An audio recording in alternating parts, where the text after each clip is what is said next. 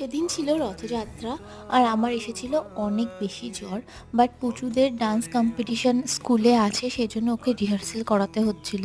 আমি তো নড়তেই পারছিলাম না, বাট কোনোরকমভাবে আমি ওকে রিহার্সেল করাচ্ছিলাম।